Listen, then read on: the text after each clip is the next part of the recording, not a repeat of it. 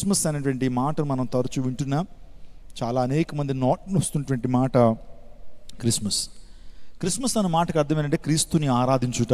Christos and mass అంటే రెండు పదాల నుంచి ఉద్భవించిన మాటే క్రిస్మస్. క్రిస్టోస్ అంటే క్రీస్తు, మాస్ అంటే ఆరాధన, క్రీస్తుని ఆరాధించుట. We're not celebrating the date of Christ. We're not celebrating the date of Christ. యేసుక్రీస్తు ప్రభు యొక్క పుట్టుక తేదీని మనం సెలబ్రేట్ చేయట్లేదు, కానీ ఆయన యొక్క జననం గురించినటువంటి విధానాన్ని జ్ఞాపకం చేసుకుంటూ ఆయన్ని స్తుతిస్తున్నాం. నిజమే, ఆరాధన అనే మాట మనం తరచూ వింటున్నాం. ఆరాధన అనే మాట రెండు పదాల నుంచి ఉద్భవించిన మాట. షాకా బారాక్ అని పిలుస్తారు. షాకా బారాక్. షాకా బారాక్ అంటే అర్థం ఏంటంటే ప్రేమకు బదులుగా ప్రేమను అందించుట ఆరాధన. The love responding to love is worship.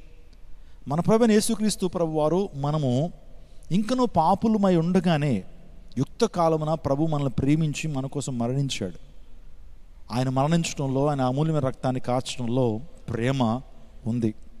తిరిగి ప్రభు కూడా అంటున్నాడు, నేను మిమ్మల్ని ప్రేమిస్తున్నాను కాబట్టి మీరు కూడా నన్ను ప్రేమించండి. The love responding to love, reciprocally we should love God.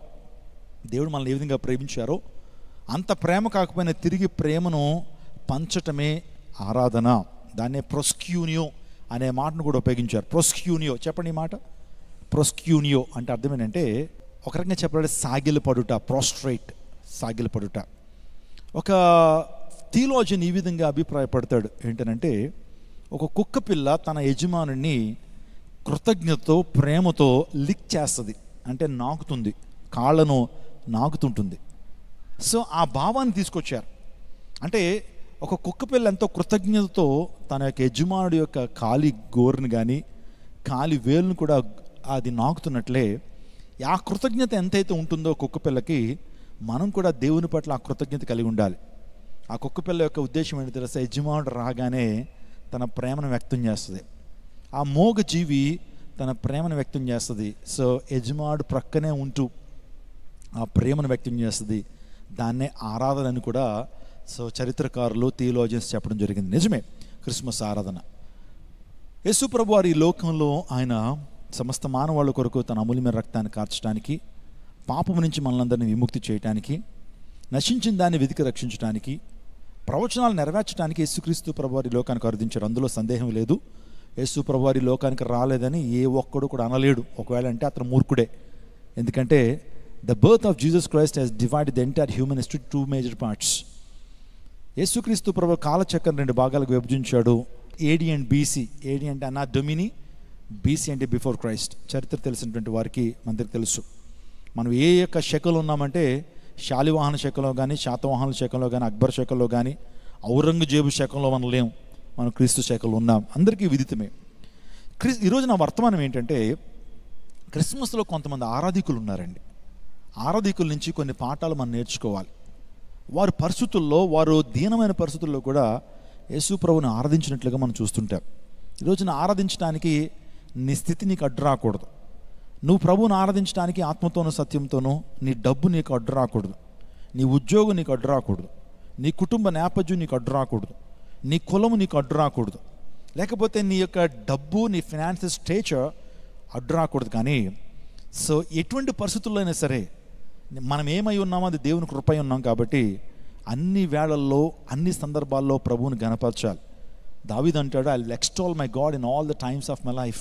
అంటే ఆ మాటకు అర్థమేంటంటే అన్ని వేళలా నేను ప్రభువుని గణపరుస్తాను, అన్ని సందర్భాల్లో ప్రభువుని గణపరుస్తాను. అన్ని వేళల్లో అంటే 24/7 అని అర్థం కాదు. 24 గంటలు నేను హల్లెలూయా స్తోత్రం అనుకుంటే నా జాబ్ ఎవరు చేస్తారు పాస్టర్ గారు? మా పిల్లల్ని ఎవరు పోషిస్తారండి? మా చదువులు ఎలా అండి అని మీరు అనొచ్చు. అన్ని వేళలు అంటే అర్థం ఏంటంటే అన్ని సందర్భాలలో, in all circumstances, in all situations, కలిమిలో లేమిలో, బాధలో ఆనందంలో, నిందలో ఎప్రిషియేషన్లో, ఇంకా చెప్పాలంటే మన జీవితంలో ప్రతి సందర్భంలో, వ్యాధుల్లో సుఖాల్లో, నువ్వు నవ్వుతున్నప్పుడు, నువ్వు ఏడుస్తున్నప్పుడు కూడా ప్రభువు నామానికి మహిమ రావాలి. నేను సూచించిన నా జనులు నా స్తోత్రం ప్రచురం చేస్తారన్నాడు 43వ యెషయా గ్రంథంలో. What is the meaning of our lives? What is the purpose of our lives? మనం ఈ క్వశ్చన్ని మనం ఫేస్ చేస్తుంటాం. ఎవరైనా if somebody ask you why do you live? ఎందుకు బతుకుతున్నారు? What is the purpose of your life? నీ బ్రతుకి అర్థం ఉందా? నీ బ్రతుకి పరమార్థం ఉందా? ఉంటే చెప్పు అంటే మీరు ఏం చెప్తారు? ఎందుకు బతుకుతున్నారంటే ఏం చెప్తాం మనం సమాధానం? ఎవరి కోసం బ్రతుకుతున్నావు? ఎందుకోసం బ్రతుకుతున్నావు? అసలు what is the purpose of your life అంటే ఎంతమంది సమాధానం చెప్పగలరు? నేను కొన్ని విషయాలు చెప్పనా? అసలు విద్యకు పరమార్థం మోక్షం అన్నారు. విద్య అంటే ఏంటో తెలుసా? మన గురించి మనం తెలుసుకోవడమే విద్య.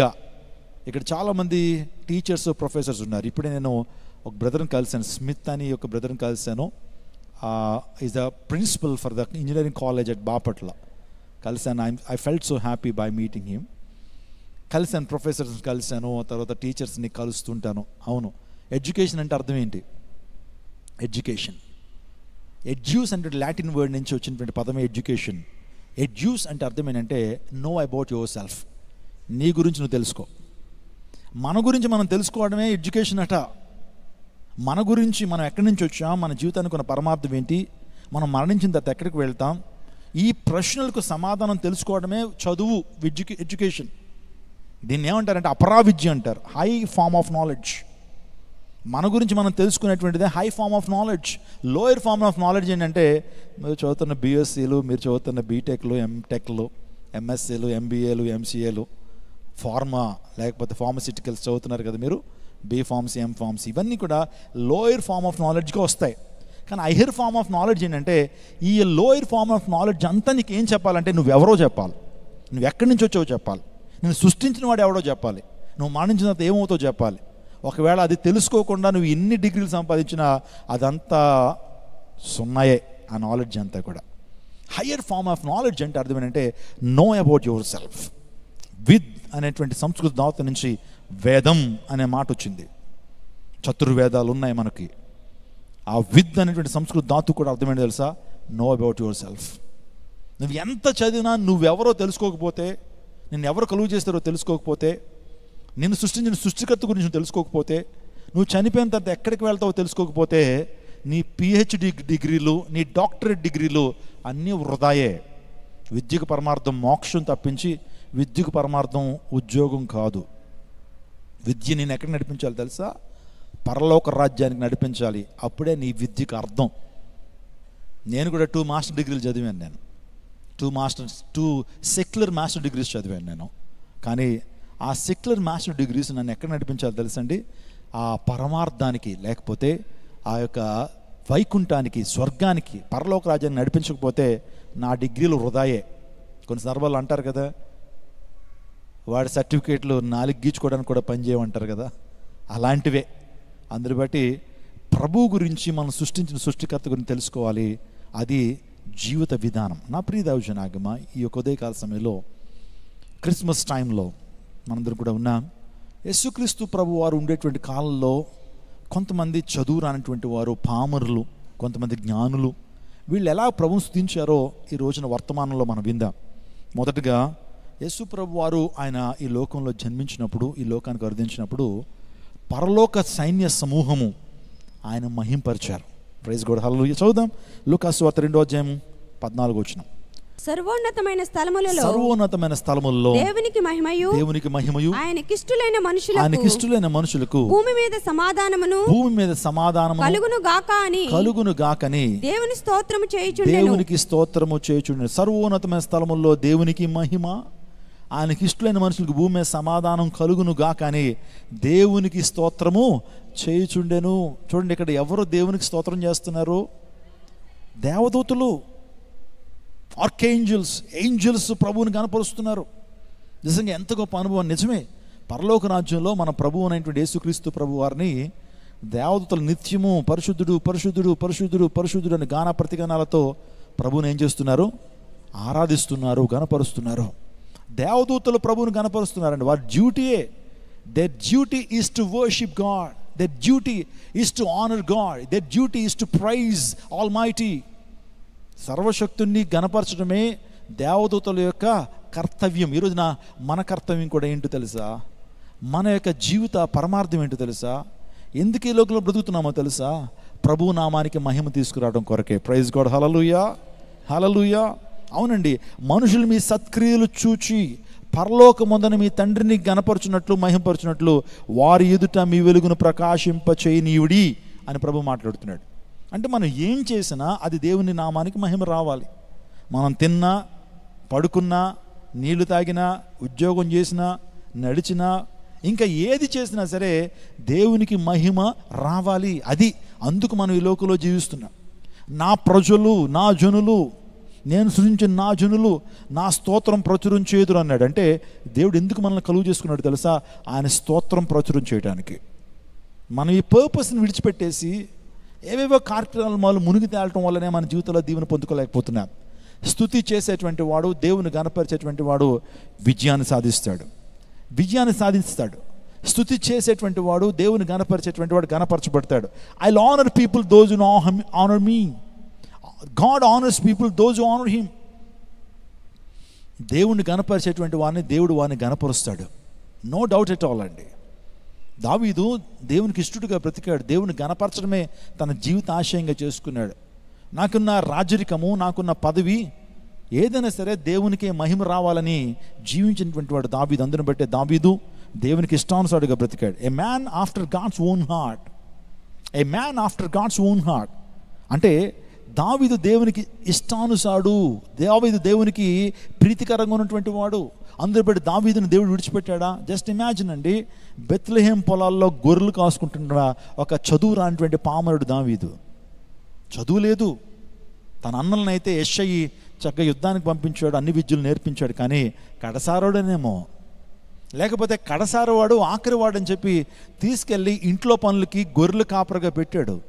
ఇంట్లో గొర్రెలకు దాణా వేయడానికి, గడ్డి వేయడానికి, అరణ్యానికి తీసుకెళ్ళి వాటిని మేపడానికి, ఇంట్లో పనులు చేయడానికి తండ్రి దావీదుని ఇంట్లోనే పనికి పెట్టుకున్నాడు. కానీ దావీదు దేవునికి నమ్మకంగా ఉన్నాడు. దావీదు దేవునికి ఇష్టడుగా ఉన్నాడు. కాబట్టి ఆ గొర్రెల కాపరులైనటువంటి దావీదుని తీసుకెళ్ళి ఆ రాజ్యపు సింహాసనం మీద కూర్చొని పెట్టాడు. అంటే దేవుని గణపరిచే వ్యక్తిగా ఉన్నట్లయితే నీ కుటుంబ నేపథ్యం ఏదైనా కావచ్చు, నీ యొక్క చదువు ఏదన్నా కావచ్చు, నీ యొక్క అందచందాలు ఎలా ఉన్నా పర్వాలేదు. నువ్వు ఒకవేళ దేవుని గణపరిచే వ్యక్తి అయితే దేవుడు ఉన్నతమైన స్థానంలో నిన్ను నిలుపుతాడు. నీ ద్వారా ఆయన మహిమ తెచ్చుకుంటాడు. నిన్ను నిలబెట్టి ఆయన కార్యాలు ప్రజలకు చూపిస్తాడు. నిన్ను నిలబెట్టి నిన్ను వాడుకుని ఆయన ఘనతను ప్రపంచానికి చాటి చెప్తాడు.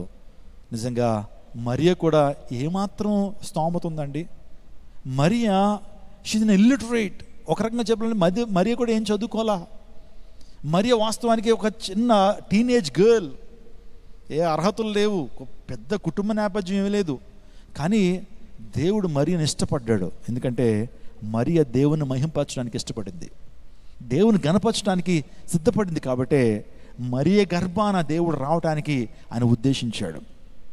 తన యొక్క గర్భాన్ని, తన యొక్క శరీరాన్ని, తన యొక్క జీవితాన్ని ప్రభువుకి సమర్పించుకుంది మరియా సజీవయాగంగా. అందుని బట్టి మరియను ఉన్నతమైనటువంటి స్థానంలో ప్రభు ఉంచారు. యేసు ప్రభు గురించి మాట్లాడుతున్నప్పుడు ఖచ్చితంగా మరియను జ్ఞాపకం చేసుకుంటాం. నిజంగా ఎంత ఉత్తమురాలైనటువంటి ఆ స్త్రీ ఆమె. ప్రభు యొక్క ప్రభువుని తన గర్భాన్ని మోసినటువంటి నిజంగా ఒక మంచి విధానంలో ఉన్నటువంటి మరియ. ఎంత పుణ్యమైనటువంటి గర్భం అది, ఎంత శ్రేష్టమైనటువంటి జీవితం అది. ప్రభువుని మోసేటువంటి అనుభవం, ప్రభువుని ఈ లోకానికి అందించడానికి దేవుడు వాడుకున్న బలీయమైన సాధనం మరియా. వీళ్ళెవరన్నా గొప్పవారా అంటే సాధారణమైనటువంటి వారే. కానీ సాధారణమైనటువంటి వారినే దేవుడు వాడుకుంటాడు. ఎప్పుడంటే నువ్వు సజీవంగా ప్రభువుకి సమర్పించుకున్నప్పుడు, ఆయనకి ఇష్టడుగా నువ్వు బ్రతకాలనుకున్నప్పుడు. ఈరోజు నా దేవదూతలు దేవుని నామను మహిమపరుస్తున్న సర్వోన్నతమైన స్థలంలో దేవునికి మహిమ. సర్వోన్నతమైన స్థలం అంటే ఉన్నతమైన స్థలం, అత్యున్నతమైన స్థలంలో దేవునికి మహిమ. అవును, దేవుడు అత్యున్నతమైన స్థలాల్లో ఉండేటువంటి దేవుడు, ఆయన సర్వోన్నతమైన స్థలాల్లో ఉండేటువంటి దేవుడు. ఆయనకి మహిమ, ఆయనకి ఇష్టలైన మనుషులకు భూమి మీద సమాధానం కలుగుతుంది. అవును, ఈరోజున సమాధానం ఎవరికంటే ఆయనకి ఇష్టలైన మనుషులకి, ఆయనకి ఇష్టలైనటువంటి ప్రియులకి, దేవునికి ఇష్టముగా ఉండేటువంటి వారికి భూమి మీద సమాధానం కలుగుతుంది. ఈ ప్రపంచంలో ప్రతి మనిషికి 2 కోరికలు ఉంటాయండి.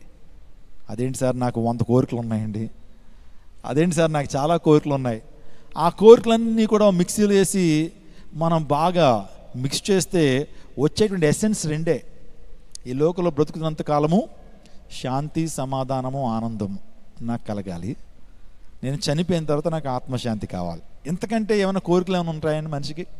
ఈ లోకంలో బ్రతుకున్నంత కాలము మంచి ఆనందంతోనూ సంతోషంతోనూ కలిమితోనూ, ఆ తర్వాత నా జీవితంలో ఏ కొరత లేకుండా జీవించాలని, నా బిడ్డలు నా మాట వినాలి, ఎప్పుడు రోజు సంతోషంగా ఉండాలి, చెలకలా నవ్వుతూ ఉండాలి రోజు ప్రతి క్షణం అని కోరుకుంటాం. ఆ తర్వాత మనందరికీ తెలుసు ఈ లోకాన్ని ఏదో రోజు విడిచిపెట్టేస్తామని. విడిచిపెట్టేసిన తర్వాత మన ఆత్మ కూడా ఏం కావాలి? ఆత్మశాంతి కావాలి. మనిషి కోరుకునే కోరికలు ఇవే. ఈ లోకంలో శాంతి, మనశ్శాంతి, చనిపోయిన తర్వాత ఆత్మశాంతి. మరి ఈ యొక్క మనశ్శాంతి ఆత్మశాంతి ఎవరిస్తారు? ఎవరు పడితే వాళ్ళు ఇచ్చేస్తారండి? మెడికల్ షాప్కి వెళ్తే దొరికేస్తుందా? డాక్టర్ గారి దగ్గరికి వెళ్తే దొరికేస్తుందా? ఒక బాబా దగ్గరికి వెళ్ళిపోతే ఇచ్చేస్తాడు శాంతి ఆత్మశాంతి? సమాధానకర్త అయినటువంటి యేసు ప్రభువు వారు మాత్రమే సమాధానాన్ని, శాంతిని ఇవ్వగలడు. ఎవడ పడితే వాడు ఇవ్వలేడు. ఎవరు పడితే వాళ్ళు సమాధానాన్ని, శాంతిని ఇవ్వలేదు. పైగా ఇంకా నీ హృదయం బద్దలైపోతూ ఉంటుంది అనవసరంగా రాంగ్ పీపుల్ దగ్గరికి వెళ్తే. అర్థమైందండి? డాక్టర్ కానటువంటి వాళ్ళ దగ్గరికి వెళ్ళి నీ సమస్యను, నీ బాడీని వాళ్ళ చేతిలో పెట్టావు అనుకోండి, ఏం చేస్తాడు ఆయన? ఇంకా లేనిపోయిన రోగాలు వచ్చేస్తాయి కరెక్ట్ డాక్టర్ దగ్గరికి వెళ్ళకపోతే. సో డయాగ్నోస్ సరిగ్గా చేయడు. నీకు లంగ్స్ పాడైపోతే ఆయన కిడ్నీ పాడైపోయింది అని చెప్పి కిడ్నీకి మందులు ఇస్తాడు. ఆ కిడ్నీ కూడా కొన్ని రోజులకి ఏమవుతుంది? పాడైపోయి కూర్చుంటుంది. అందుని బట్టి ఎప్పుడు కూడా you need to go to the right person. ఒక సరైనటువంటి వ్యక్తి దగ్గరికి వెళ్ళాలా? నేను చెప్తున్నాను, ఏదైనా సరే you should go to the right person at a right time, in a right direction, in a right time.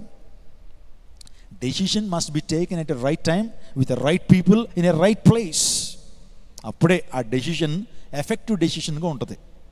అంతేగాని నీకు సమస్య ఒకటి ఉన్నప్పుడు మరొకరి దగ్గరికి వెళ్ళి సమస్యను తీర్చమన్నప్పుడు వాళ్ళ సమస్యను తీర్చకపోగా ఇంకా నీ సమస్యను ఇంకా కాంప్లికేట్ చేస్తారు, ఇంకా జటిలం చేస్తుంటారు.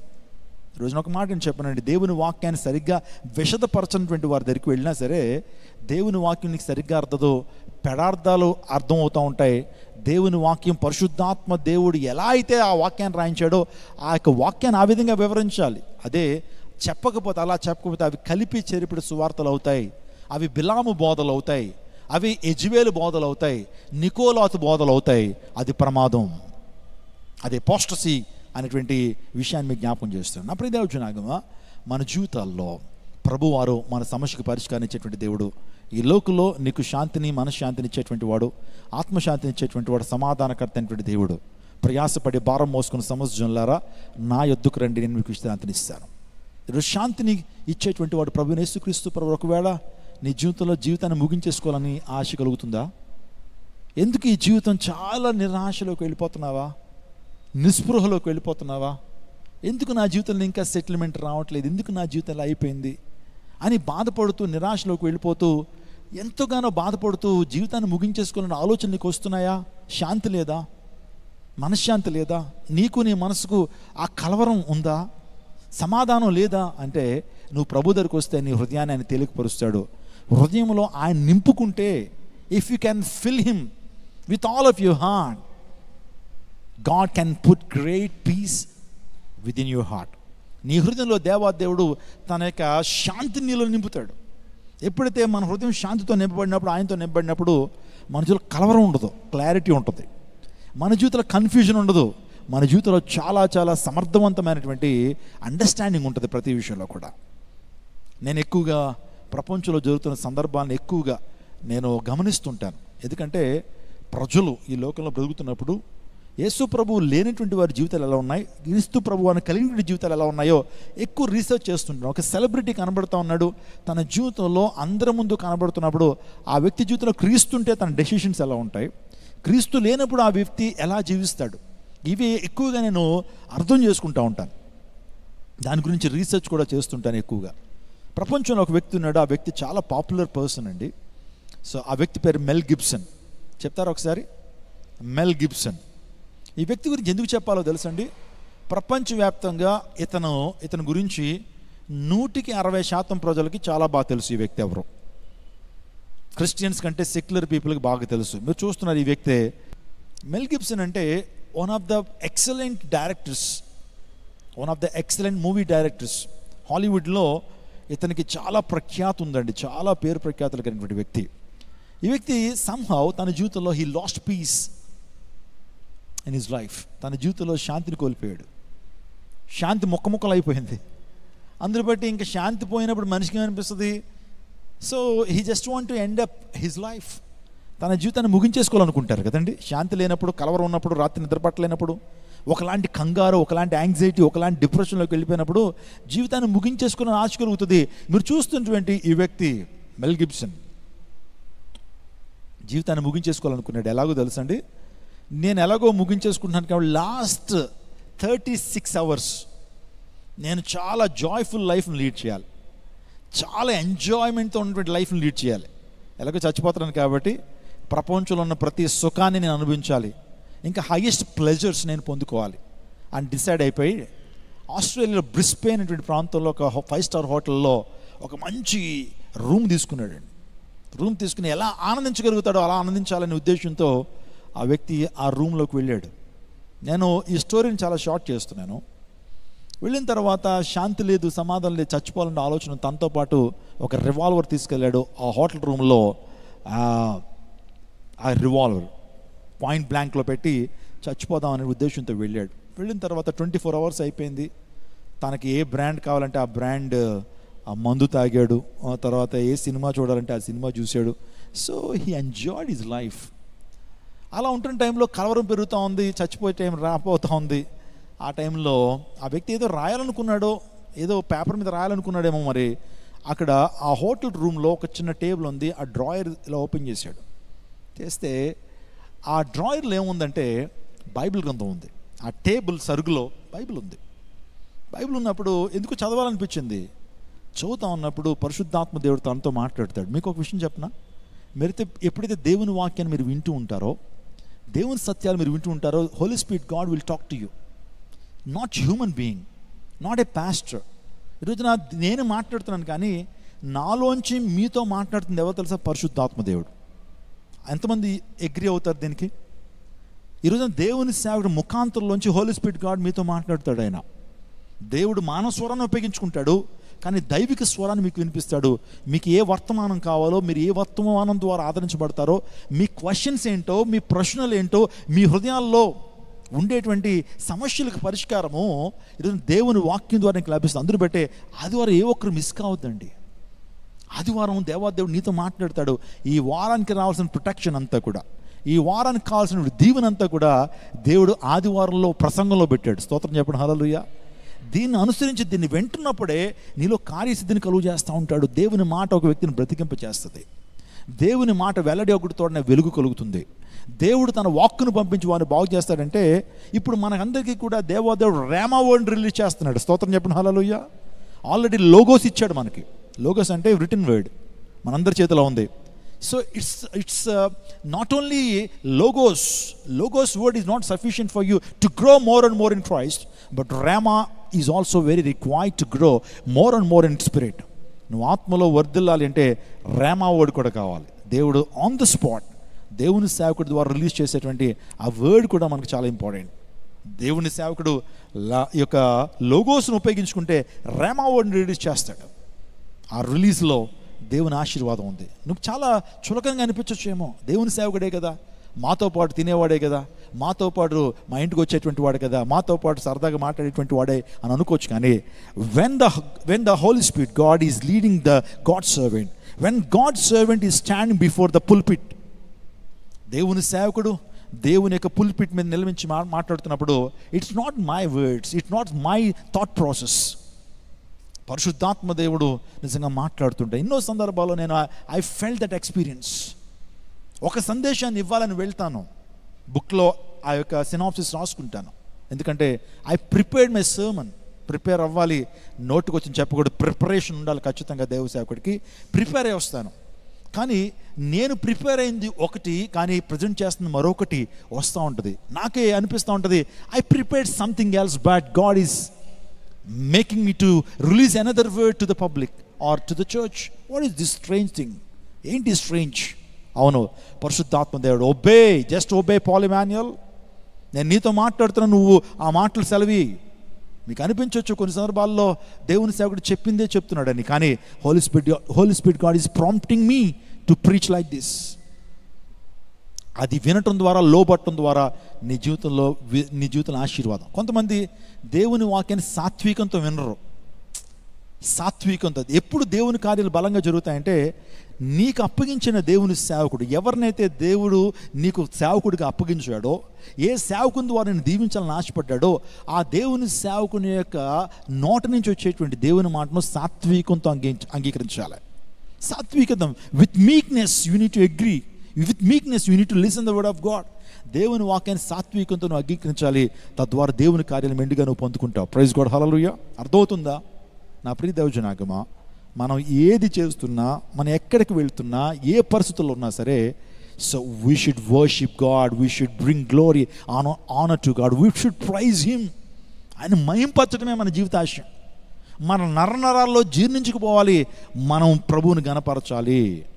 ఉద్యోగం ఉన్నా, ఉద్యోగం లేకపోయినా, ఆకలేస్తున్నా, కడుపు నిండిపోయినా, నిందల్లో ఉన్నా, సంతోషంలో ఉన్నా, నువ్వు లేకపోతే హాస్పిటల్లో ఉన్నా, లేకపోతే నీ కాలేజీలో ఉన్నా, నీ స్కూల్లో ఉన్నా, ఆఫీస్లో ఉన్నా సరే, నీ యొక్క ఉద్దేశం ఏమి ఉండాలంటే, any time at any cost I should praise him. ఏ సందర్భంలో అయినా, ప్రతి సందర్భంలో కూడా ప్రభువుని గణపరచాలి. ఇక్కడ పరలోక సైన్య సమూహము నిజంగా ప్రభువుని గణపరుస్తున్నారు. ఎందుకు తెలుసా? మనలందరినీ రక్షించడానికి ప్రభువు యేసుక్రీస్తు ప్రభువు ఈ లోకానికి అర్థించుతున్నాడు.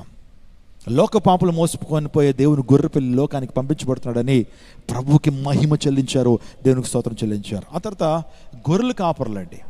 మనకు క్రిస్మస్ అనగానే గొర్రెల కాపర్లు కనబడుతుంది. గొలలు అంటారు, కాదండి, గొలలు కాదు, గొర్రెల కాపర్లు, షెపర్డ్ బాయ్స్, షెపర్డ్. వారు నిజంగా వారి సందర్భాన్ని చూస్తున్నప్పుడు ప్రభు మొదటిసారిగా ఎవరికి ప్రత్యక్షమైంది తెలుసా? గొర్రెల కాపర్లకి. ఎందుకంటే రాత్రి వేళ వారు మందను కాయచున్నప్పుడు ప్రభు దూత వారికి ప్రత్యక్షమైంది, గబ్రియేల్. ఏమని చెప్తుంది? భయపడొద్దు, గొర్రెల కాపరులారా భయపడొద్దు, ఇదిగో ప్రజలందరికీ కలుగుబో మహా సంతోషకరమైన శుభవర్తమానం నేను మీకు తెలియచేయచ్చు. అంతటా ఆ గొర్రెల కాపరులు తమతో చెప్పబడినట్లుగా తాము విన్న వాటిని కన్న వాటినన్నిటిని గూర్చి దేవుని మహిమపరచుచు స్తోత్రము చేయుచు తిరిగి వెళ్ళిరి. చూడండి, వాళ్ళు కన్న వాటిని, విన్న వాటిని గురించి దేవుని మహిమపరచు, స్తోత్రము చేయుచు తిరిగి వెళ్ళిరి. ఏదైతే చూశారో, ఏదైతే కన్నారో, ఏదైతే విన్నారో, వారు దాన్ని బట్టి ప్రభువుని మహిమపరుస్తున్నారు. దేవుడు నీ జీవితంలో అనేకమైన అద్భుత కార్యాలు దేవుడు జరిగించాడు. అనేకమైన వాటిని నువ్వు కళ్ళారా చూస్తున్నావు. దేవుని మహిమను చూస్తున్నావు, దేవుని తేజస్సును చూస్తున్నావు. దేవుడు అనేక సందర్భాలను రక్షించిన విధానాలను జ్ఞాపకం ఉన్నాయి. ఒక స్థితి నుంచి నీ దేవుడు నేను మరొక స్థితికి నడిపించాడు.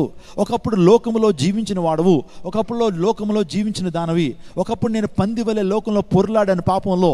దేవుడు నా జీవితంలో కార్యం చేశాడు. కాబట్టి విన్న వాటిని, కన్న వాటిని గురించి మేము చెప్పకుండా ఉండలేము అన్నారు. స్తోత్రం చెప్పండి, హల్లెలూయా. అపోస్తలులు ఏమన్నారు తెలుసా? మేము కన్న వాటిని, విన్న వాటిని గురించి మేము చెప్పకుండా ఉండలేము. We can't live unless we proclaim God's praises. We can't live unless we proclaim God's goodness in our lives. So we cannot alive unless we proclaim God's faithfulness.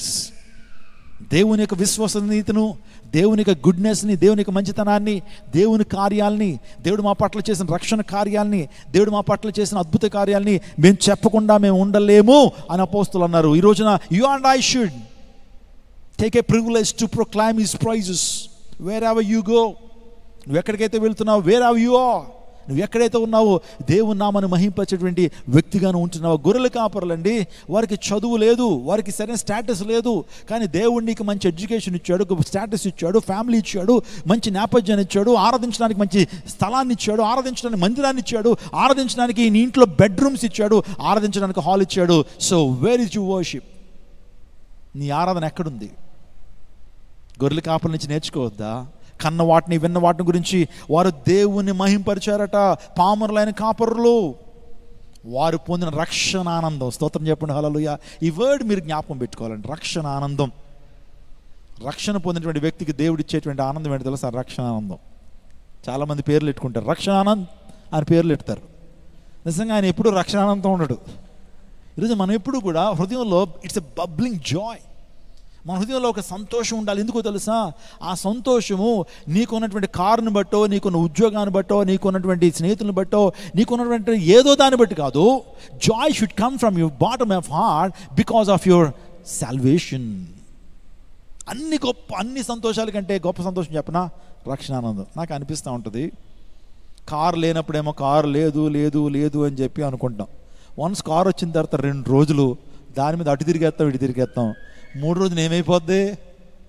మాకు చిన్నప్పుడు క్యారమ్ బోర్డు అంటే చాలా ఇష్టం అండి.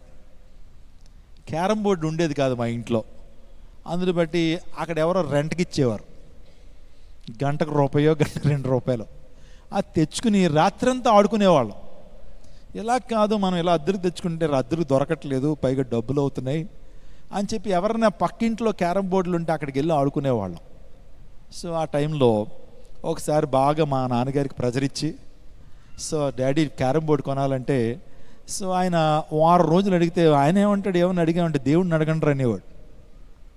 ఏదన్నా అడిగితే చాలు దేవుడిని అడగండి, దేవుడిని ఆకాశం నుంచి పాడేస్తాడు క్యారమ్ బోర్డు. సో చిన్నప్పుడు చాలా కోపం వచ్చేది మా నాన్నగారు. అలా ఆయన చెప్పే సమాధానాలు వింటా ఉన్నప్పుడు ఏది అడిగినా సరే మొదట దేవుడు నాకు ప్రార్థన చేయండి రా అనేవారు. మా అమ్మగారి దగ్గరికి వెళ్ళి, అమ్మ అది కావాలంటే ప్రార్థన చేయండి రా అంటే చాలా ఫ్రస్ట్రేట్ అయిపోయేవాళ్ళం. కానీ అర్థమైంది కొన్ని రక్షించబడిన తర్వాత ఎందుకు వాళ్ళు అలా చెప్తున్నారు. అవును తల్లిదండ్రులారా, మీ బిడ్డలు ఏదైనా అడిగినప్పుడు just ask them to ask God before you. నీకంటే ముందు దేవుణ్ణి అడగండి అని నేర్పించండి. కాబట్టి దేవుని మీద ఆధారపడతారు, రేపొద్దున మీ మీద ఆధారపడరు, దేవుని మీద ఆధారపడతారు వాళ్ళు. అది నేర్పించిన తర్వాత ఎట్టకేళ్ళకి క్యారమ్ బోర్డు ఇంటికి వచ్చేసింది. ఇంకా జాయ్ మామూలుగా లేదండి అసలు.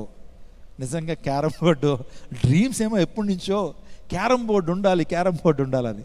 ఇంటికి వచ్చిన తర్వాత మీరు నమ్మండి, నేను మా అన్న మా అక్క ఉదయం 5 గంటల దాకా ఆడేసామండి. అన్ని గేమ్లు ఉంటాయి క్యారమ్ బోర్డులో, రకరకాల గేమ్స్ ఉంటాయి. సో అన్ని గేమ్లు ఆడేసాం. ఫుల్ మొత్తం ఏమైపోయిందంటే ఉదయానికి క్యారమ్ బోర్డు బోరు కొట్టేసింది అనమాట.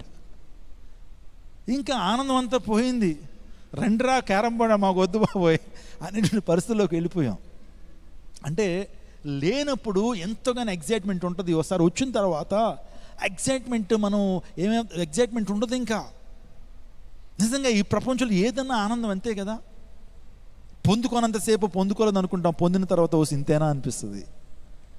ఒక త్రాగుబోతుకి త్రాగినంతసేపు ఆహా ఏం కిక్కు ఉంటుంది అనుకుంటాడు, తాగిన తర్వాత ఓ ఇంతేనా అనిపిస్తుంది. ఏదన్నా కావచ్చు.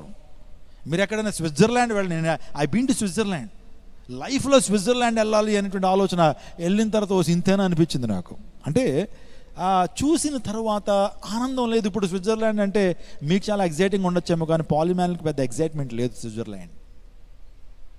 ఎందుకు తెలుసా, ఏదైనా సరే ప్రపంచంలో ఏ ప్లెజర్ అన్నా తీసుకోండి, దానికి లిమిటేషన్స్ ఉంటాయి. ఓ సింతే అనేటువంటి ఆలోచన కలుగుతూ ఉంటుంది. మీరు ఎక్స్ట్రీమ్ కన్నా వెళ్ళిపోండి, ఎక్స్ట్రీమ్కి వెళ్ళిపోయినా సరే ఓ సింతేనా అని అనిపిస్తుంది. కానీ రక్షణ ద్వారా వచ్చే ఆనందం మాత్రం శాశ్వత కాలం ఉంటుందండి. అది ఎక్స్పీరియన్స్ చేసిన వాళ్ళకి తెలుస్తుంది. రక్షణ పొందుకున్నటువంటి వాడు నిజంగా ఒక విజయ వీరుడిగా జీవిస్తాడు. ఎందుకు తెలుసా, వ్యసన పడడు. ఎవరైనా అతనికంటే గొప్ప స్థానంలో ఉన్నటువంటి వారు అలా వెళ్తున్నప్పుడు, గొప్ప కారు అలా వెళ్ళిపోతున్నప్పుడు నాకు లేదంటే వ్యసనం రాదు. వాడికంటే నేనే గొప్ప. ఎందుకు తెలుసా, నాకు రక్షణ ఉంది. ఆ రక్షణ ఆనందం మనలో ఉంటుంది. హోప్ ఉంది. నేను మరణించిన ప్రభుతో ఉంటానని నా నిరీక్షణ నిజంగా మనల్ని వ్యసన పరులుగా చేయదు. ఒకవేళ నువ్వు ఎవరైనా చెడ్డవాడిని చూసి వ్యసన పడుతున్నావు అంటే సంహౌ డౌన్ ద లైన్ నీ రక్షణ ఆనందాన్ని నువ్వు అనుభవించలేకపోతున్నావేమో, నీ రక్షణ సరైనది కాదేమో. అర్థమవుతుందండి. ఇది ఆత్మీయంగా మెచ్యూరిటీలోకి వచ్చినటువంటి వారికి అర్థమవుతుందేమో, నాకు తెలీదు. When you are matured enough in the spirit, you are able to understand this what I'm trying to సే.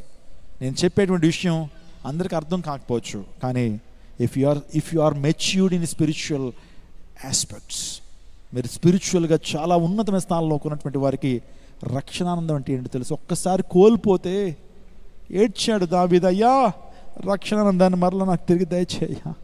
కోల్పోయిన I lost my happiness, I lost my Joy of salvation, lord regain that happiness again in my life. నా జీవితంలో మరలా నాకు ఇవ్వండి అయ్యని ఏడ్చాడు. ఏడిస్తే పరుపు తేలిపోయిందట. దావీదు ఏడిస్తే ఆ యొక్క క్షమాపణ కొరకు అడిగాడు. అయ్యా రక్షణ కోల్పోలేదు దావీదు, కానీ రక్షణాన్ని కోల్పోయాడు. అడిగాడు ఏడ్చాడు. నా ప్రియదర్శనాగమా, గొర్రెల కాపర్లు రక్షణానందం కొరకు, వారిలో దేవుడు పెట్టిన రక్షణానందం. యేసు ప్రభు పుట్టినప్పుడు ఏమంటే వారికి ఏమైనా డబ్బు ఏమైనా వచ్చిందా ఆ గొర్రెల కాపర్లకి? యేసు ప్రభు వారు పుట్టినప్పుడు బంగారం ఏమైనా పెరిగిందా? గొర్రెలు ఏమైనా పెరిగినాయా? ఏమీ లేదు, కానీ రక్షకుడు మా కొరకు పుట్టాడు అనే రక్షణ ఆనందం వాళ్ళలో ఉంది కాబట్టి వారు ఎంతగానో సంతోషించారు. అతను ఇంకొక వ్యక్తిని మీకు పరిచయం చేస్తాను, సిమియోన్. చెప్పండి, సిమియోన్. యేసు ప్రభు వారు పుట్టినప్పుడు ఈ వ్యక్తిని కూడా మనం జ్ఞాపకం చేసుకుంటాం. లూకా సువార్త 2:28 కూడా చదువుకుందాం. తన చేతులతో ఆయన ఎత్తుకుని దేవుని స్తుతించుచు చూడండి, యేసయ్యను తన చేతుల్లో ఎత్తుకుని దేవుని స్తుతిస్తున్నాడట. ఏమని? నాదా నాదా ఇప్పుడు నీ మాట చొప్పున సమాధానముతో నీ దాసుని పోనిచ్చుచున్నావు, అన్యజనులకు నిన్ను బయలుపరచుటకు వెలుగుగాను నీ ప్రజలైన ఇశ్రాయేలుకు మహిమగాను నీవు సకల ప్రజల ఎదుట సిద్ధపరిచిన నీ రక్షణ నేను కన్నులారా చూచితిని. ఏమంటే సిమియోను సుమారుగా 8 years of age సిమియోనికి, అంటే అప్రాక్సిమేట్లీ. మళ్ళీ పాస్టర్ గారు తప్పు చెప్పారని బయట చెప్పొద్దు, నేను అప్రాక్సిమేట్లీ అని చెప్పాను. ఓకే, ఏజ్ అయితే లేదు దేవుని వాక్యలో, కానీ అంత ఓల్డ్ అనమాట, చాలా వృద్ధుడు, యాజకుడు. ఆ సిమియోను యేసుక్రీస్తు ప్రభువును తన చేతుల్లోకి తీసుకుని, నాదా సత్యస్వరూపి. సిమియోను చెప్తున్నటువంటి మాట, నీతిమంతుడు భక్తిపడిన ఇశ్రాయేలు ఆదరణ కొరకు కనిపెట్టువాడినటువంటి వ్యక్తి, పరిశుద్ధాత్మ చేత నింపబడినటువంటి సిమియోను యేసు ప్రభువారు నాదా అని అంటున్నాడు. నాదా అంటే భర్త అని అర్థం. మీరు ఇంటికి వెళ్ళిన పొరపాటు నాదా అని పిలవండి, ఆయన కన్ఫ్యూజ్ అయిపోతారు, వేరే పేరు పెట్టి పిలుస్తున్నారు. ఓకే, కొన్ని అచ్చ తెలుగులో ఉంటాయి కదండి, మనకి గ్రాంధికం ఉంటుంది కదా, గ్రాంధికం మనకి మాట్లాడడం మనం. ఓకే, సో ఇంటికి వెళ్ళిన తర్వాత తమ్ముడిని భ్రాత అన్నాం అనుకోండి, ఆయనకి ఏం అర్థం కాదు. ఆ తర్వాత ఆ భర్తను నాదా అని పిలుస్తారు, నాదా అని పిలవండి, ఆయనకేం అర్థం కాదు, కొత్తగా అనిపిస్తుంది. నాదా అంటే భర్త. ప్రభువారిని ఎందుకు నాదా అంటున్నాడు? ప్రభువారిని ఎందుకు భర్త అంటున్నాడు? ఒక మగవాడు మరొక మగవాడిని భర్త అనొచ్చా? లేకపోతే ఒక వృద్ధుడు ఒక కుమారుడైనటువంటి పసిపిల్లవాడిని నాదాన్ని ఎందుకు పిలుస్తున్నాడు తెలుసా? అతనికి తెలుసు, దేవుడి లోక పాపాలను భరించేటువంటి లోకరక్షకుడు ఈయన భర్త అయినటువంటి వాడు. భర్త అంటే భరించువాడు. గమనించాడు, నిజంగా ప్రభువుని చూస్తున్నాడు. ఏమంటున్నాడు తెలుసా? నువ్వు సకల జనుల ఎదుట నువ్వు సిద్ధపరిచిన రక్షణను నేను కన్నులారా చూస్తున్నానని ప్రభువుకి స్తోత్రం చేశాడు, ప్రభువుని ఆరాధించాడు. కాబట్టి మన జీవితాల్లో కూడా ప్రభు మనల్ని భరించేవాడు కనుక మనం ఆయన ఆరాధించాలి. ఈరోజు నీ యొక్క పాప భారాన్ని భరించేటువంటి వాడు, నీ రుణ భారాన్ని భరించేటువంటి వాడు, నీ శ్రమ భారాన్ని భరించేటువంటి వాడు, నీ ఆర్థిక భారాలను భరించేటువంటి వాడు, అన్నిటికంటే ప్రాముఖ్యంగా నీ పాప భారాన్ని భరించి నీకు విడుదలను చేసి నీకు నిత్య జీవాన్ని ఇచ్చేటువంటి వాడు ప్రభు. కాబట్టి ప్రభుని కనపరుస్తున్నావా? నాదా భరించేవాడా, నీకు వందనాలయ్యా. సకల జనుల ఎదుట నువ్వు సిద్ధపరిచిన రక్షణ నేను కన్నులారా చూస్తున్నానయ్యా. అసలు ఆత్మలో గ్రహిస్తున్నాడు ఎవరు? సిమియోను. నాదా, మీరు సకల జనుల కొరకు మీరు సిద్ధపరచబోతున్నటువంటి రక్షణ నేను కన్నులారా చూస్తున్నాను. Yes, God has prepared a salvation for all of us. రక్షణ పాత్రను ఆయన కోసం మన కోసం సిద్ధం చేశాడు ఆయన. ఇప్పుడు అంటున్నాడు, రక్షణ పాత్రను సిద్ధం చేసి ఇప్పుడు ఈ రక్షణ పాత్రలో మీరు భుజించండి, ఈ యొక్క జీవాహారం మీరు తినండి, నా దగ్గర రండి, జీవాహారం మీకు పెడతానంటున్నాడు. ఇప్పుడు నాకు ప్రశ్న వేయనివ్వండి, let me ask a question. ఆహారం ప్రిపేర్ చేయడం కష్టమా, తినడం కష్టమా? ప్రతి ఆదివారం సుమారుగా 600 మందికి భోజనాలు జరుగుతున్నాయి. ప్రతి ఆదివారం 500 నుంచి 600 మంది కొరకు భోజనాలు ఏర్పాట్లు జరుగుతున్నాయండి. ఎంత కష్టమో తెలుసండి. నిన్న సాయంకాలం నుంచి దానికోసం కూరగాయలు ఏం కొనాలా, ఎక్కడికి వెళ్ళి సరుకులు తీసుకురావాలి, గ్యాస్ అయిపోతూ ఉంటుంది, ఎంతో ఛాలెంజెస్ ఉంటాయి. సో ఉదయం 6 గంటల నుంచి కొంతమంది సమర్పణ పనులు, నిజంగా వారిని బట్టి నేను సంతోషిస్తున్నానండి, నిజంగా సంతోషం. Very challenging. మీరు ఒక ఫంక్షన్ చేయండి, ఇంట్లో ఓ మ్యారేజ్ చేయండి, దేవుని సేవ ఎంత కష్టం అవుతుందో మీకు అర్థమవుతుంది. ఇంట్లో ఒక చిన్న ఫంక్షన్ చేయండి, 30 రోజుల నుంచి హైరాణ పడిపోతాం కదా మనం. మరి ప్రతి ఆదివారం కూడా ఇక్కడ అదే ఏర్పాట్లతో ఒక వెడ్డింగ్ లాగా, ఒక గ్రాండ్ వెడ్డింగ్ లాగా ఈ ప్రాంతంలో అరేంజ్మెంట్స్ అన్నీ జరుగుతున్నాయి, భోజన కార్యక్రమాలు జరుగుతున్నాయి, అందరి కోసం ప్రార్థన జరుగుతున్నాయి. దేవుని సేవకి ఎంత ప్రయాసపడతాడో ఎప్పుడైనా ఆలోచన చేశారా? ఎంత ప్రయాసతో కూడిన పరిచయం జరుగుతుందో ఆలోచన చేస్తున్నారా? వచ్చి దేవుని వాక్యాన్ని వినండి, జస్ట్ కూర్చుని వెళ్ళిపోండి, చైర్లో కూర్చుని వెళ్ళండి. మనం కూర్చునే చైర్కి 10 రూపాయలు మనం పే చేస్తున్నాం. ఈ హాల్ రెంట్లో ఎంతో ప్రయాస ఉంది. నేనేం కోరుతున్నాను తెలుసా? మీరు వచ్చి దేవుని వాక్యాన్ని వినాలండి, దీవించబడండి. అంటే ఆదివారం చర్చికి మానేసే వాళ్ళు చాలామంది ఉన్నారు. సమీపింపరాని తేజస్సుంది, అమృతం కలిగినటువంటి వాడు ఆయన. తన మహిమను విడిచిపెట్టాడు, ఆ పరలోక రాజ్యాన్ని విడిచిపెట్టాడు ఆయన. ఆ పరలోక రాజ్యంలో ఆ యొక్క దేవదూతలు నిత్యము పరిశుద్ధుడు అని గాన ప్రతిగానాలతో ఆరాధించబడుతున్నాడు ఆ దేవుడు, కొనియాడబడుతున్న ఆ దేవుడు. ఆ వర్షిప్ని పక్కన పెట్టి నీ నా వర్షిప్ ఆయన కోరుతున్నాడు, నీ నా ప్రేమను ఆయన కోరుతున్నాడు. గొర్రెలు కాపరులు చేస్తున్న ఆరాధనకు మంత్రముగ్ధుడు అయిపోయాడు. సిమియోను చేస్తున్న ఆ యొక్క వర్షిప్ని దేవుని వాక్యంలో పెట్టాడు ఆయన. కాబట్టి నువ్వు సిద్ధపరిచిన రక్షణ నేను కనులారా చూచితిని. కాబట్టి నీ రక్షణ ఎప్పుడూ కూడా తుంచనగా చూడొద్దు. Salvation is free but not cheap. Are you listening my dear church? Salvation is free. మందరూ కూడా సాల్వేషన్ పొందుకోవడానికి ఏమైనా డబ్బులు పే చేశారా మీరు? పరలోక రాజ్యంలో ఆ యొక్క జీవగ్రంథంలో పేరు సంపాదించడం కొరకు కోట్లు ఏమైనా ఖర్చు పెట్టారా? కోట్లు ఏమైనా ఇచ్చారా? ఒక సినిమా చూడాలంటే ఈరోజు నువ్వు 1000 రూపాయలు కట్టి వెళ్ళాలట లోపలికి. మరి నువ్వు రక్షణ పొందడానికి ఏ చర్చ్లో ఏ యొక్క ఏమంటే ఫీజులు ఉన్నాయి? ఒకటికి వచ్చి నువ్వు ఫ్రీగా దేవుని వాక్యాన్ని వింటున్నావు, ఫ్రీగా పొందుకున్నావు కదా. ఏంటి రక్షణ? ఫ్రీగా వచ్చిందని చెప్పి సాల్వేషన్ ఇస్ నాట్ చీప్. అది చీప్ని ఏమంటారు తెలుగులో? చౌక కాదు, అది చాలా విలువైనటువంటిది. ప్రభు దాన్ని ఇవ్వటం కొరకు ఎంతో ప్రయాసపడ్డాడు. దాన్ని ఇవ్వటం కొరకు పరమ విడిచిలోకానికి వచ్చాడు. అందులో don't treat your salvation is a cheaper one. Salvation is very costly. Salvation is very expensive. Salvation is very precious. Salvation చాలా ప్రశస్తమైందండి. దాన్ని కాపాడుకుంటున్నావా? ప్రభు నీకు ఇచ్చిన రక్షణ అంతం వరకు భయంతో వణుకుతో ఏం చేయాలట? కాపాడుకోవాలట. ప్రతి చిన్నదానికి టెంప్ట్ అయిపోతున్నావా? నీ రక్షణ పోగొట్టుకుంటున్నావా? రక్షణ అందరూ పోగొట్టుకుంటున్నావా? అందరూ బట్టి దేవుడికి ఇచ్చిన రక్షణ చాలా జాగ్రత్తగా ప్రొటెక్ట్ చేసుకోవాలి. చాలా జాగ్రత్తగా నువ్వేం చేయాలా? కాపాడుకోవాలి. అంతం వరకు నమ్మకంగా రక్షణ ఏం చేయాలి? కాపాడుకోవాలి. భయంతో వణుకుతూ అంటాడు. నా ప్రియ దేవజనాగమ సిమియోను ప్రభుని కనపరిచాడు. ఆ తర్వాత ఇంకొక ఆమె ఉంది, ఆమె పేరు అన్న. ఎవరు? నాట్ హ్యానా, హన్నా కాదు, అన్న. మనం అన్న అంటాం కదా, అన్నా అంటాం కదా, అదనమాట ఆమె పేరు అన్న. ఈమె ఒక ప్రవక్త్రిని. ఎవరు? చదువుతాం ఒకసారి లూకాసు 2:38. ఆ గడియలోనే లోపలికి వచ్చి దేవుని కొనియాడి యెరూషలేములో విమోచన కొరకు, చూడండి, దేవుని కొనియాడి యెరూషలేములో విమోచన కొరకు కనిపించిన వారందరిలో ఆయన గురించి మాట్లాడుచున్న ఆ గడియలోనే లోపలికి వచ్చి దేవుని కొనియాడి అన్న అనే ప్రవక్త దేవుని కొనియాడుతా ఉంది. ప్రవక్తలు దేవుని కొనియాడారు. స్తోత్రం చెప్పిన హల్లెలూయా. యేసు ప్రభువు ప్రవక్త కాదు. ప్రవక్తలు ఎవరి గురించి అయితే ప్రవచించారో ప్రవక్తల ద్వారా ఆరాధించబడినటువంటి దేవుడు మన దేవుడు. హల్లెలూయా. ఆయన ప్రవక్త అంటే ఎవరు మీరు ఒప్పుకోవద్దు. మహమ్మదీ సహోదరులు వాళ్ళు ఏమంటారు? యేసు ప్రభువు ప్రవక్త and is a prophet. Jesus is not a prophet. Yesu ప్రభు ప్రవక్త కాదు. ఆయన ప్రవక్తలందరూ ఆయన పూజించారు. స్తోత్రం చెప్పండి. ప్రవక్త ఏంటి? అన్న దేవుని పూజిస్తూ ఉంది. ఆమె సుమారుగా విధవరాలుగా 84 సంవత్సరాల వృద్ధురాలు. ఆమె కూడా దేవుని గణపరిచింది. అవును, మన జీవితాల్లో దేవుని స్తుతించుట యూదుల ఆచారం అండి. దేవుని స్తుతించడం అనేది వాళ్ళ ఆచారం, అంతే. వాళ్ళు స్తుతిస్తారంతే. అసలు యూదా అన్న మాటకు అర్థం ఏంటి? What is the meaning of JUDA?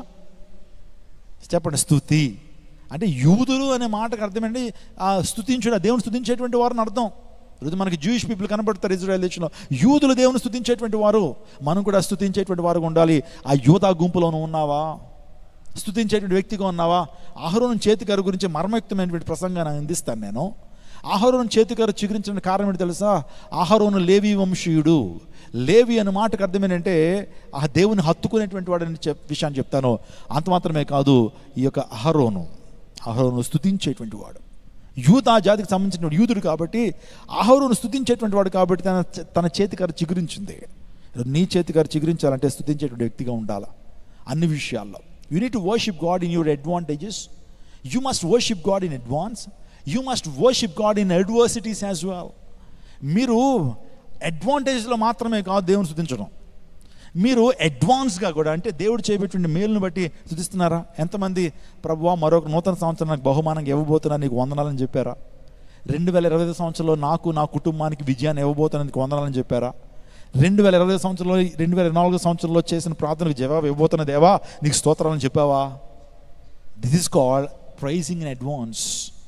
ఇది అడ్వాన్స్గా ఏం చేయాలి? మనం దేవుని స్తుతించాలి. ఇంకా దేవుని కార్యాలు జరగలేదు మన ఇంట్లో కానీ మన కుటుంబంలో కానీ మనం ముందుగానే ప్రభువుని ఏం చేయాలి? స్తుతించాలి. దీన్ని అడ్వాన్స్ అంటారు. అడ్వాన్స్ అని తెలుసు కదా.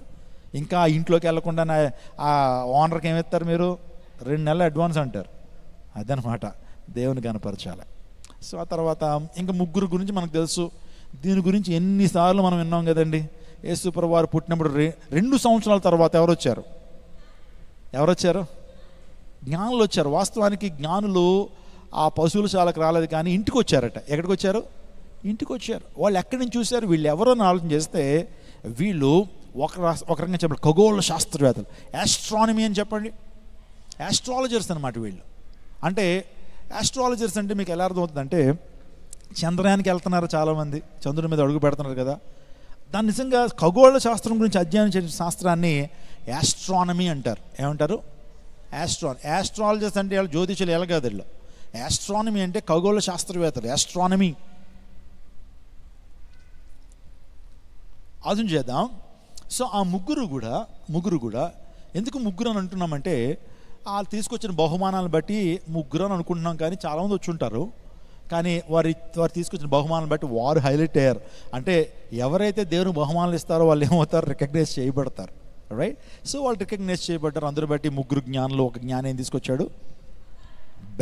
బెల్తయోర్, ఆ తర్వాత క్యాస్పర్, ఆ తర్వాత మెల్కియోర్ అనేటువంటి ముగ్గురు జ్ఞానులు కూడా యేసుక్రీస్తు ప్రభు దగ్గరికి వచ్చారు. బంగారాన్ని వారి పెట్టెలను విప్పి బంగారాన్ని, బోళాన్ని, సాంబ్రాన్ని అర్పించి యేసు ప్రభు ముందు సాష్టాంగపడి ప్రభువుని కనపరిచారు. ప్రైజ్ గాడ్, హల్లెలూయా. నిజంగా వారు చాలా జ్ఞానవంతులండి. వారు ఖగోళ శాస్త్రాన్ని అధ్యయనం చేసినటువంటి వారు. ఏ నక్షత్రం ఎలా ఉంటుంది, ఏ పరిస్థితులు, ఎంత కాంతి వస్తుంది, ఆ కాంతిని బట్టి ఆ నక్షత్రం ఏమై ఉంటుంది, ఆ నక్షత్రం ప్రయాణం చేసేటువంటిది అని చెప్పి నిత్యము కూడా పరిశోధన చేసేటువంటి నాసా సైంటిస్టులు వీళ్ళు. ఎవరు? నాసా సైంటిస్టులు వాళ్ళు. అలాంటి వారు ఒక అబ్దుల్ కలాం లాంటి వాళ్ళు. ఎవరు వీళ్ళు? అబ్దుల్ కలాం గారు ఎవరు కదా?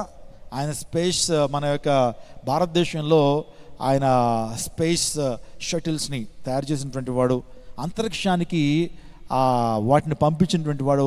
ఎవరు? అబ్రహాము కలాం గారా? అబ్దుల్ కలాం, రైట్? సో ఇలాని మనం అర్థం చేసుకోవచ్చు. వారు వెళ్ళిన తర్వాత యేసుక్రీస్తు ప్రభు వారికి బంగారం ఇచ్చాడు. బంగారం ఎవరికి ఇస్తారో తెలుసండి? బంగారం ఎవరికి ఇవ్వబడుతుంది? రాజులకి ఏదైనా బహుమానం ఇవ్వాలంటే ఏమంటే మొబైల్ ఫోన్లు, ఆ తర్వాత కొన్ని సందర్భాలు గిఫ్ట్లు ఇస్తాం కదండి మనం, ప్లాస్టిక్ పువ్వులు, హాట్లిన్లు, ఆ తర్వాత స్టీల్ పాత్రలో. రాజులకి ఇవ్వకూడదండి. రాజులకి ఇచ్చారంటే గోల్డ్ తీసుకెళ్ళాలి. అంటే యేసు ప్రభు వారు గోల్డ్ తీసుకొచ్చారంటే ప్రభు ఏమని గమనించాడో తెలుసండి? ప్రభు రాజులకు రాజు, ప్రభులకు ప్రభుడు. Is the king of kings, lord of lords. ఈయన భూపతులకు అధిపతి, ఈయన ఏలేటువంటి వాడు, ఈ ప్రపంచ భారాన్ని మోసేటువంటి నాదా భర్త అయినటువంటి వాడు అని ఆ ముగ్గురినాల్లో ఒకటి బంగారం తీసుకెళ్ళాడు. సాంబ్రాణి అంటే వాస్తవానికి ప్రత్యక్ష ఉదాహరణలో సాంబ్రాణి దేనికి వాడతారో తెలుసండి? అదొక సుగంధ ద్రవ్యం. ఏం చెప్పండి? ఇట్స్ ఏ స్పైస్, సుగంధ ద్రవ్యం. మన భారతదేశంలో సుగంధ ద్రవ్యాలకి చాలా పేరు ప్రఖ్యాతులు ఉన్నాయట. అందరూ బట్టి పర్షియన్స్ వీళ్ళందరూ కూడా సుగంధ ద్రవ్యాల కోసం మన యొక్క భారతదేశానికి వచ్చారు. సో ఈ యొక్క బోళము, ఈ యొక్క సాంబ్రాణి అనేటువంటి సుగంధ ద్రవ్యం. ఈ యొక్క సాంబ్రాణి ఎక్కడ ఉపయోగించబడుతుంది అంటే దేవుని మందిరంలో దేవునికి ధూపార్తిని వేయటానికి ప్రధాన యాజకుడు ధూపాన్ని వేస్తాడు దేవునికి. అంటే ప్రధాన యాజకుడు ధూపాన్ని వేస్తాడు, సాంబ్రాన్ని తీసుకుంటాడు. అంటే వారి ఉద్దేశం తెలుసా? యేసు ప్రభు వారు ప్రధాన యాజకుడు. హల్లెలూయా. హెబ్రీ 7:26, పవిత్రుడు, నిర్దోషి, నిష్కల్మషుడు, పాపులో చేరక ప్రత్యేకమైన వాడు, ఇట్టి ప్రధాన యాజకుడు మనకు సరిపోయినటువంటి వాడు. దేవుడు ఒక్కడే, దేవునికి మానవునికి మధ్యవర్తి ఒక్కడే, ఆయన యేసుక్రీస్తు ప్రభు అన్నాడు. గత వారం చెప్పాను మెల్కీసెదెకు గురించి. మెల్కీసెదెకు ప్రధాన యాజకుడు, మెల్కీసెదెకు షాలేము రాజు, మెల్కీసెదెకు జాతి లేనిటువంటి, ఒక రకంగా వంశం లేనిటువంటి వాడు మెల్కీసెదెక్ ఎవరు? పాత నిబంధనలో మెల్కీసెదెక్ కనబడితే మరి ఆ మెల్కీసెదెక్ ఎవరు అంటే క్రిస్టోఫెనా అనేటువంటి విషయాన్ని చెప్పాను మీకు. క్రిస్టోఫెనా అంటే యేసు ప్రభు వారు ప్రత్యక్షపరచబడ్డాడు పాత నిబంధన కాలంలో, శరీరధరగా కాదు, ఆయన ప్రత్యక్షపరచబడ్డ. దాన్నే క్రిస్టోఫెనా అంటే. ఈ మెల్కీసెదెక్ ఎవరో తెలుసా? యేసు ప్రభు వారికి సాదృశ్యంగా ఉన్నాడు. దీన్నే క్రిస్టోఫెనా అని పిలుస్తారు. క్రిస్టోఫెనా అని పిలుస్తారు. ప్రధాన యాజకుడు యేసుక్రీస్తు ప్రభు వారు. హల్లెలూయా. మధ్యవర్తి, ఆయన మధ్యవర్తి, దేవునికి మనకి మధ్యవర్తిని అనిపించేటువంటి. ఆ తర్వాత బోళం, ఇది వృక్షం నుంచి తీయబడుతుంది. ఈ పరిమళ ద్రవ్యం బోళము యేసు ప్రభు వారి శ్రమలకు సాదృశ్యము, యేసుక్రీస్తు ప్రభు పునరుత్థానానికి సాదృశ్యం. కాబట్టి వారు దేవుని మహిమపరిచారు. Shall we all worship God? మనం ఇంతమంది ఆయన పుట్టుకలో దేవుని మహిమపరిచారు, దేవుని గణపరిచారు, దేవుని ఆరాధించారు. పరలోక సైన్య సమూహము, దేవుని దూతలు, గొర్రెల కాపర్లు, సిమియోను, మరియా, ఇంకా చెప్పండి అన్న, ముగ్గురు జ్ఞానులు దేవుని గణపరిచారు. కాబట్టి మనం కూడా గణపరుద్దాం.